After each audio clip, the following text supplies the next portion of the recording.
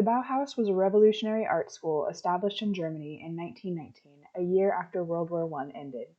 During this time, many people began to question and challenge authoritarian attitudes and traditional values. Furthermore, influential artists like Cézanne, Degas, Monet, and Seurat turned towards scientific modes of inquiry and left behind the rules established by the French Academy. This time also signaled changing ideals within education to more student-centered, hands-on approaches. The Bauhaus played an integral role in eradicating art education programs that adhered to conventional, rigid methodologies. These were replaced by programs that taught students multiple solutions to creative challenges. According to Wasserman, the Bauhaus was a place for artists, craftsmen, and architects to come together to create an entirely new way of structuring and implementing visual education. It placed equal importance on the ideas of fine art, industrial design and production, and modern technologies. The Bauhaus would undergo constant evolution as it changed hands and locations. Walter Gropius, the Bauhaus's first director, initially established the school in Weimar, Germany. He later designed a new building and moved the school to Dessau in 1925. As director, he emphasized architectural principles, craftsmanship, and productive workshops. Hannes Meyer was the school's second director between 1928 and 1930, though his reign was short-lived and divisive. Ludwig Mies van der Rohe became the school's final director in 1930. He placed less importance on industrial production and transitioned the school towards more experimental approaches. The Bauhaus briefly moved to Berlin before being shut down by the Nazis in 1933.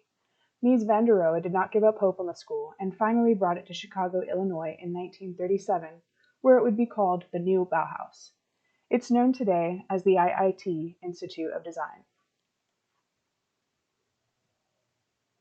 The school employed an astonishing number of renowned modern artists who each played a crucial role in the development of the school's curriculum.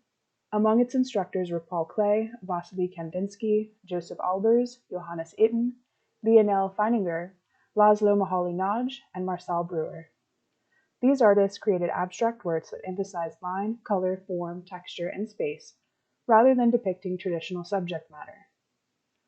Modernist beliefs such as these emphasized free expression and uniqueness, which influenced American art educators at the time. Interestingly enough, Kandinsky attended a Froebelian kindergarten. There he experienced learning activities that utilized gifts and occupations. The gifts were play-based geometric forms designed to each teach children advanced concepts of color, texture, quantity, size, mass, and mathematical relationships.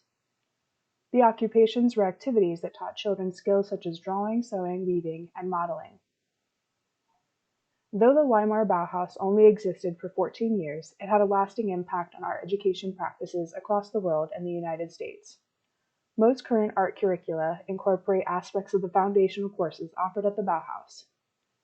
These preliminary classes were initially designed by Itten and later expanded by Moholy-Nagy and Albers.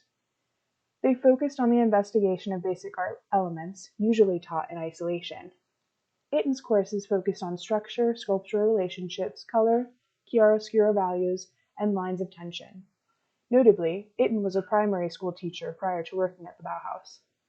Moholy-Nagy shifted the school towards analytical approaches, which challenged students with design problems involving balance and space. Albers placed the importance on material exploration and experimental processes, which would be adopted by Mies van der Rohe. Mies van der Rohe's educational model, sometimes called a design research laboratory approach, is the model most closely associated with American art education programs today.